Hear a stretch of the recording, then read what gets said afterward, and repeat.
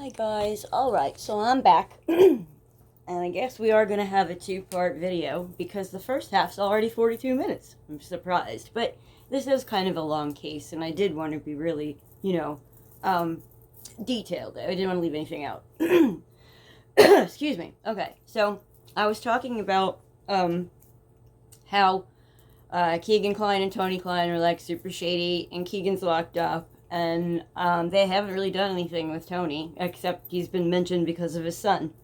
They did serve a search warrant on their home. They took all of their electronics, all the phones and stuff. It's also said that like they missed a phone, and Keegan called them and said, "Hey, I still have one you missed," and they came back and got it. Like, whatever. That's a little weird, right?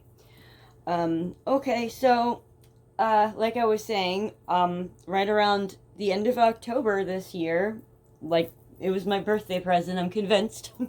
um, I hear, as I'm getting ready for work, that, like, there's finally been an arrest in the Delphi case, and I'm, like, floored, right? So of course I can't wait to find out who it is. So I take like my tablet with me to work so I can like sneak on and like try to find out what's going on and follow it like real close because that's what I do. I'm like obsessed with this stuff. And it ended up leaking by the like they wanted to have a press conference like on that Monday, which was like Halloween. But they like wanted us to wait all weekend to find out who this was. But you know how we are, us people out here on the internet doing anything to find out all the information because we have to know. Well, somebody found out his name. And when his name came out, we were all like, who? Because I've already mentioned there's been a couple of suspects, right? There's another suspect I haven't even mentioned yet, and I don't know why I just didn't think of it, but I'm going to get to that because the other one. All right, so the two that I mentioned, Daniel Nations and the other James Chadwell, not involved at all. They're both of their faces look like the sketches, so I understand why, they were brought in and questioned and all that stuff. But they're neither one of them had anything to do with it. And the girls like I told you they were found like by the creek, but like far from not that far, but like a ways from the bridge, so you couldn't see them. But they were found by the water, the same water that runs under the bridge. Well, they were found on the property of this man. His name was Ron Logan. And he was like, I think, 78 or 79 years old. No, he was already 80 now that I'm thinking about it, because he just passed away and he was 86.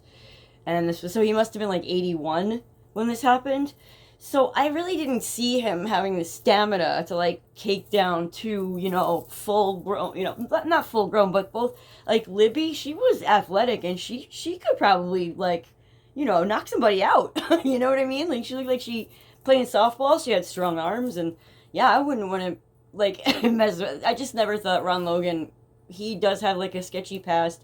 They were found on his property, and it's like I really doubt that he would kill them and leave them on his property. That's like so dumb, like so that's why I really didn't think it was him. He did have like his alibi was that he was at a aquarium store like buying like tropical fish supplies or something, and he asked like his relative to lie and say that he brought him there when in reality he was just drinking at a bar and he drove himself. Like the reason why he said he lied and tried to get his cousin to lie was not because he had anything to do with the murders, but because he's got a suspended driver's license for like some sort of DUI situation. So number one, he's not supposed to be driving, and number two, he's not supposed to be drinking, and he was doing both. So like they said that that's why he was lying, not because he did anything to the girls. But he had like a similar build to Bridge Guy. Like he could have been, where he looked sort of like him. I think he's a little bit taller than Bridge Guy, but I'm not sure. But anyway, he's now passed away, and I don't. I mean, I'm not 100% sure. His name keeps popping up, but it's I think mostly because people really were like suspicious because it was on his property and everything. But the cops, they did the full search. They checked everything on his land, and like there was no evidence that he did anything. There was like an instance where his phone, like his location was showing outside on his property, like on that night. So like if they were out there, like did he go down there and, like, look at them or mess with them? I don't know, you know what I mean? Like, I don't think so, but, you know, now he's dead, so I don't know if we'll ever find out. He wasn't, you know, obviously, though, he wasn't, the cops, they investigated, and he did a little time for the driving while suspended and whatnot, but, like, he, you know, he wasn't, I don't think, yeah. So, yeah, moving on. The person they arrested, the reason we're all like, huh, who? Is because the name, we've never heard it before. You know, like, and, yeah, it blew everybody away. Richard Allen is his name.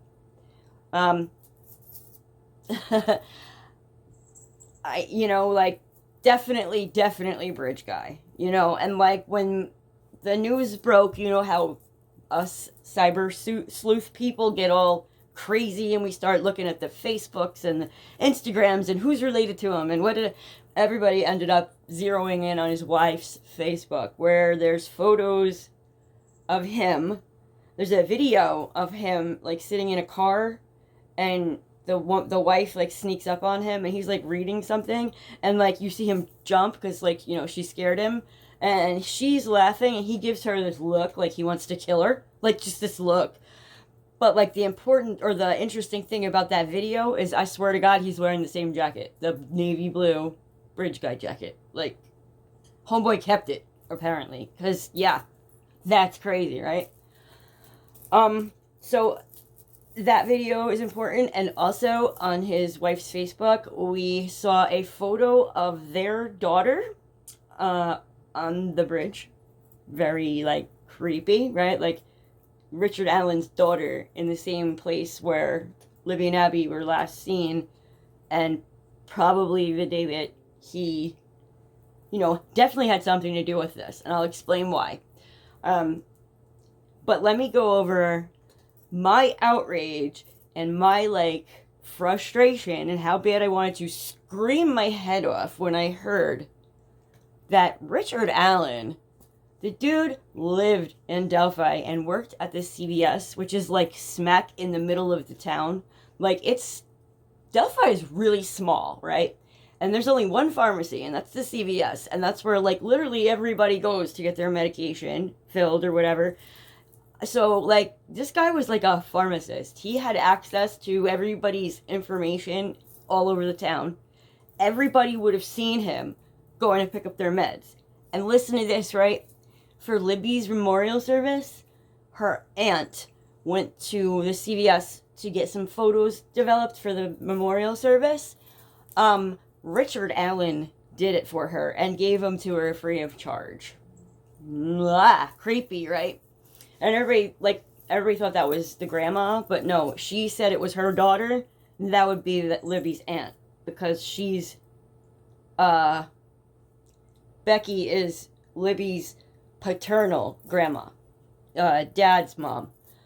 I don't know why that's important. It really isn't.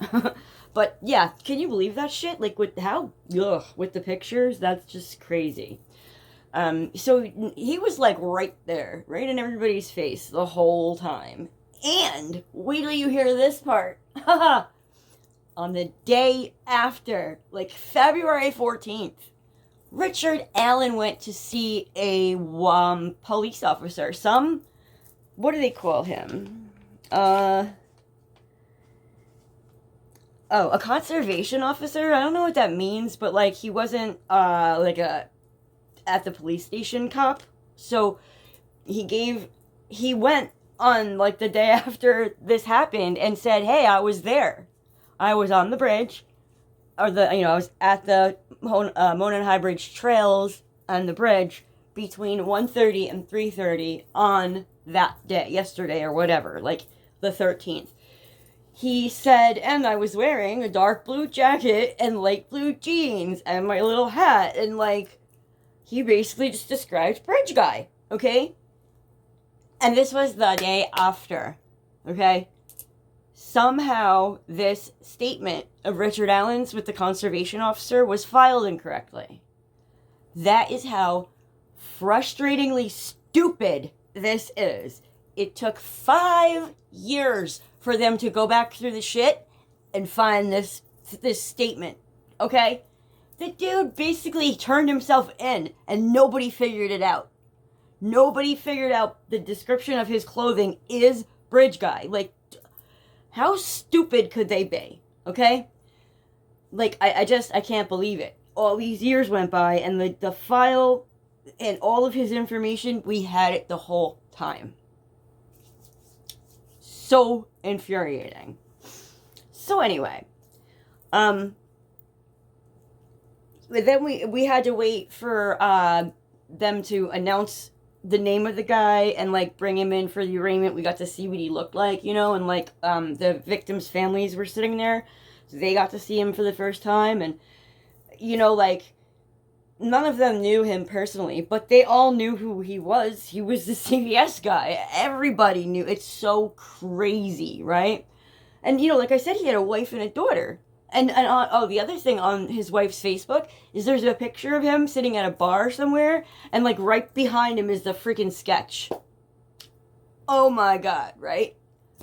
That's the creepiest picture, because it's a picture of the guy and the flyer looking for the guy. Like, I just can't believe it. It's just one of the most annoying, frustrating, awful things I have ever heard of in any case, that just sat there all this time.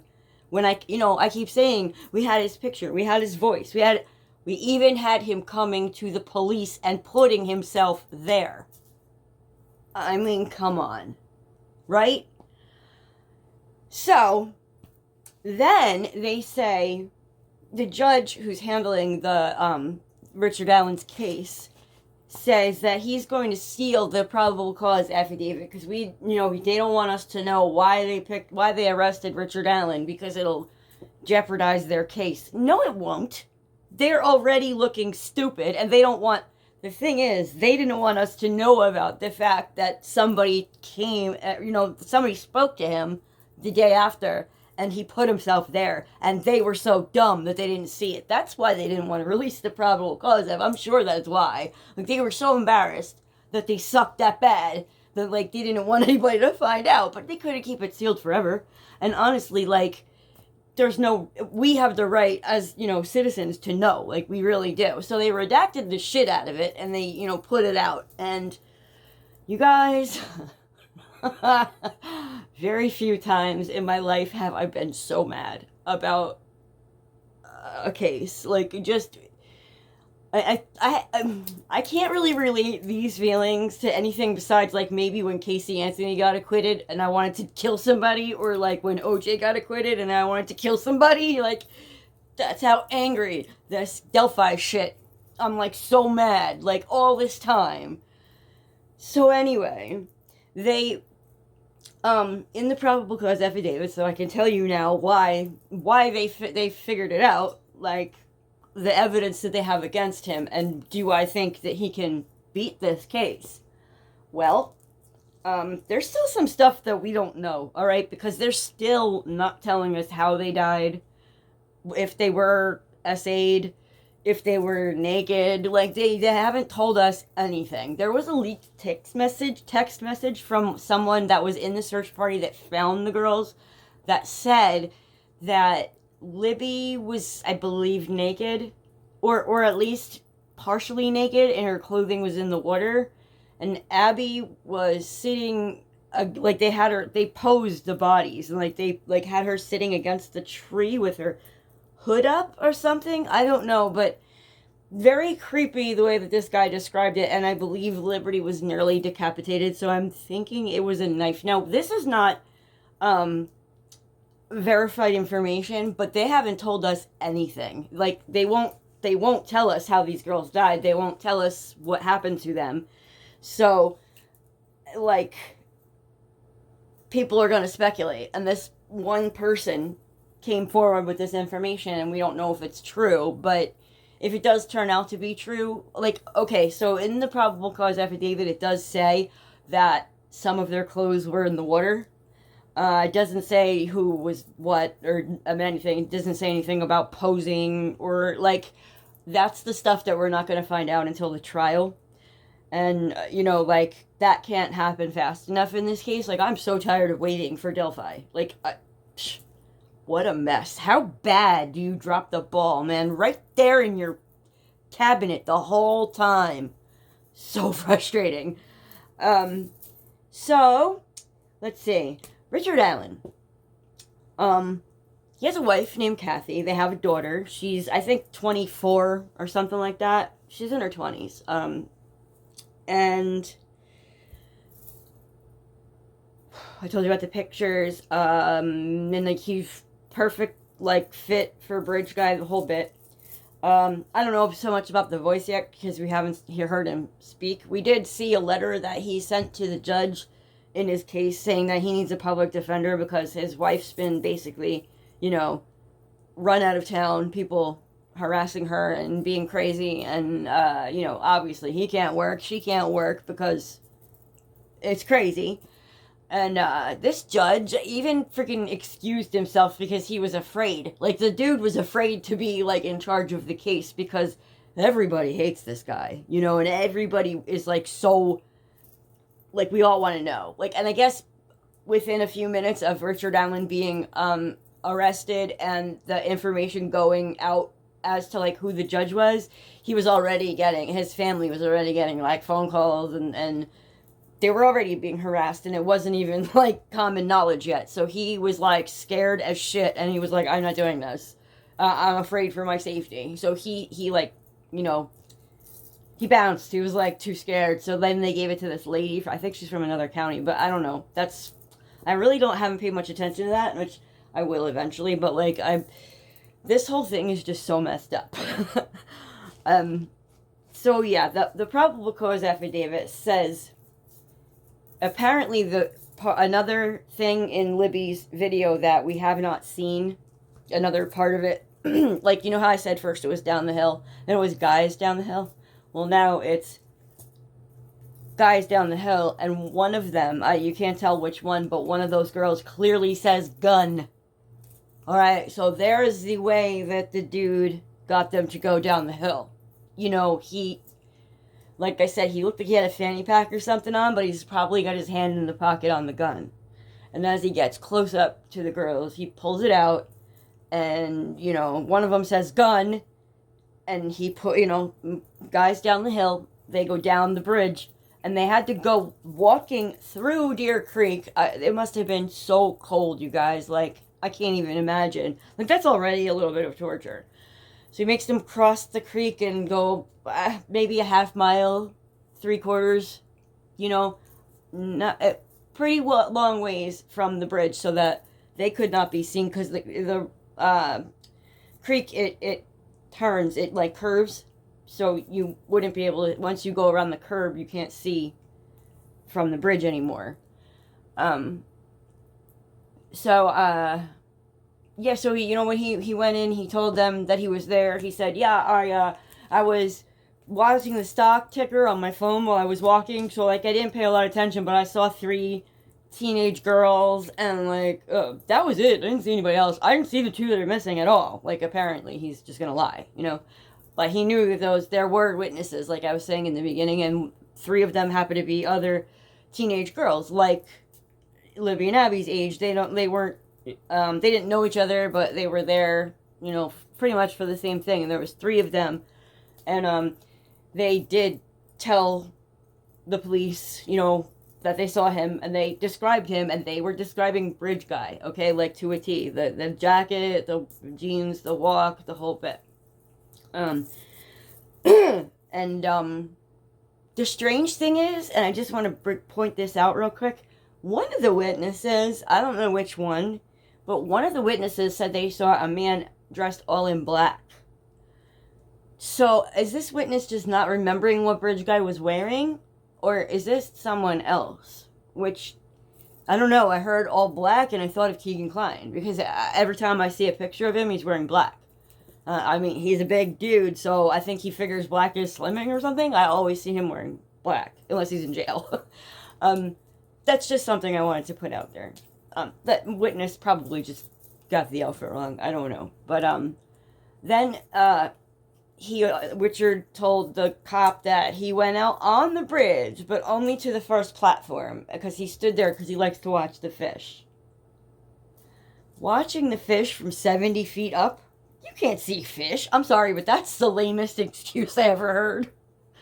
Oh, and then he said he went and sat on a bench watching his little stocks on his phone, and then he went home. That's what he said. Oh, and he parked at the old farm services building. There is no farm services building, but there is an old CYS building. That's probably what he meant, because there were 3 different people who said there was a car parked there during those hours between like 1:30 and like 4. There was a vehicle parked at the old CYS building, and it was backed in, like, I guess so you can't see the license plate. I think that's kind of why. And I'm pretty sure this was Richard Allen's car. Now, this part gets a little, this part makes me wonder a little bit. I get a little frustrated because I don't know how they got to this point, but they're trying to say in this probable cause affidavit that these 3 people described Richard Allen's car. None of them said it was, they all got it wrong, all right? Nobody, Richard drove a red Ford Focus, okay? One said a purple PT Cruiser. What? One said a smart car. I could see why a smart car and a PT Cruiser maybe might be, like, the PT Cruiser's bigger, but they both have the, like, station wagon feel. But then the third person said a SUV. Which, how can you think a Ford Focus is an SUV? I don't think you can. But anyway, like, this is part of the probable cause, because 3 people saw a car that maybe was his car. I don't know, that's really weak, alright? But thank God that's not all we have. There was also another eyewitness who was driving along the road that this farm services building is, or I'll call it farm services, the CYS building is on. It's like a 2-lane highway. I think it's 300 or something. I can't remember the name of the highway, but like, this lady was driving, and it was like a little before 4 o'clock, February. So 4 o'clock, it's kind of getting a little dim outside, and she said she saw a man on the side of the road walking towards the CYS building from the direction of the bridge. Alright, so like someone coming from the bridge to the car. Alright? She described his outfit, again, with the jacket, the jeans, the hat. This lady said the man was covered in blood and mud. Alright? Now, is this him after he does this horrible thing and he's trying to get to his car as fast as he can with no one seeing him? Well, someone did, and she reported it. She said he was muddy and bloody and looked like he had been in a fight. So, now that makes me think a little bit more like, alright, this lady's legit. This definitely happened. He was there, okay? I know he was there. Another reason I know he was there, because the girls were not shot. They weren't killed with a gun. That's one thing I can tell you for sure. I think it was a knife. I'm pretty sure they were stabbed. I'm pretty sure it was, like, sickening, like, because one of them was almost beheaded. I can only imagine how bad it was, but I'm thinking, like,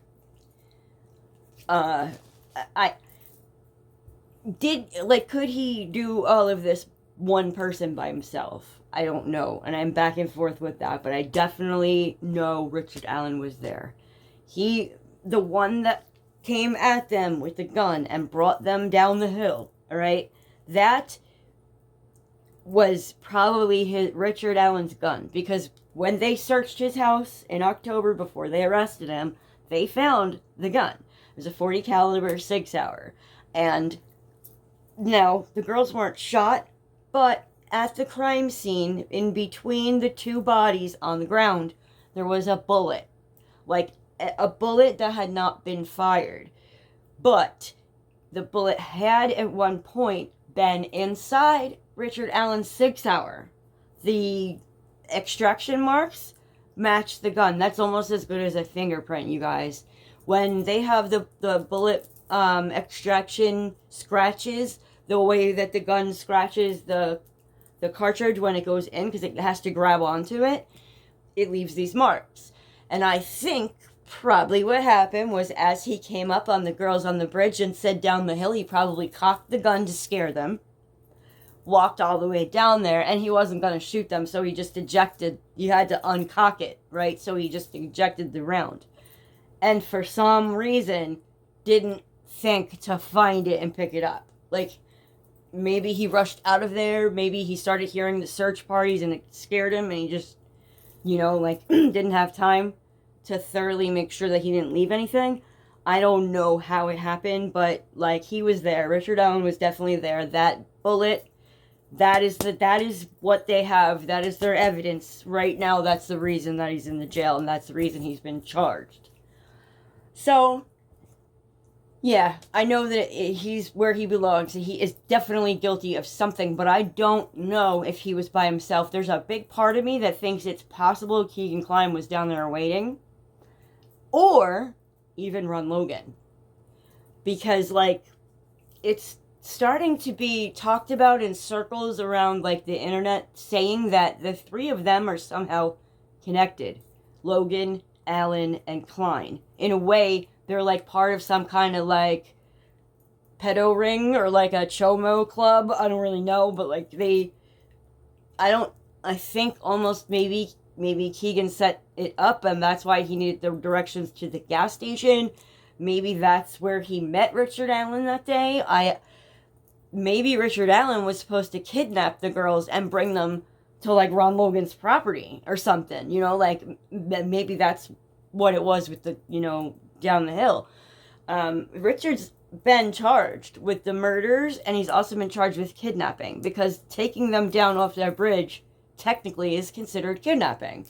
So, like, I don't really see him getting away with this, but, like, that's not a lot of evidence. Now, just recently, they did this search at his house back in October, and, like, they were in the yard digging for something for, like, a long-ass time. Come to find out, they were digging up Richard Allen's family cat, who passed away at some point in the last 5 years, because there's cat hair on the victims, and they want to match the cat hair to Richard Allen's cat. Now, that would be some great evidence right there. Like, that's some hardcore shit that they can't... That bullet could be circumstantial, unfortunately. Like, that his lawyer could say, Richard walks through these woods all the time, and he dropped it 6 months ago. Like, he can really say anything. It does look extremely suspicious, but it's not 100% proof. Like, it's not, the bullet wasn't in them. You know what I mean? It's not like they were shot and that bullet matches his gun. This was just laying on the ground. It was never fired. I don't know what else they found at his house, like, when they did the search, because I really hope they have more than just the bullet. Like, God, I really hope they have more, because I just don't want to see another murder get away with it. Like, ugh. The Casey Anthonys and O.J. Simpsons of this world, like, I can't deal with another one. They make me so mad. Like, when these people get away with murder and then they rub it in your face, like O.J. in his If I Did It book, and Casey Anthony, Where the Truth Lies, please. Where the lies still lie. Where the lies have always lied. You know what I'm saying? Like, oi, I can't deal with another one of them.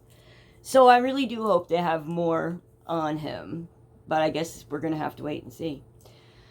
So I guess that's it for this one, you guys. 2 parts. I didn't think that was gonna happen. I don't know if maybe I can smush them together and just make one. I don't know. I'm still trying to learn how to edit. My last one is not edited the best because, I've never done it before.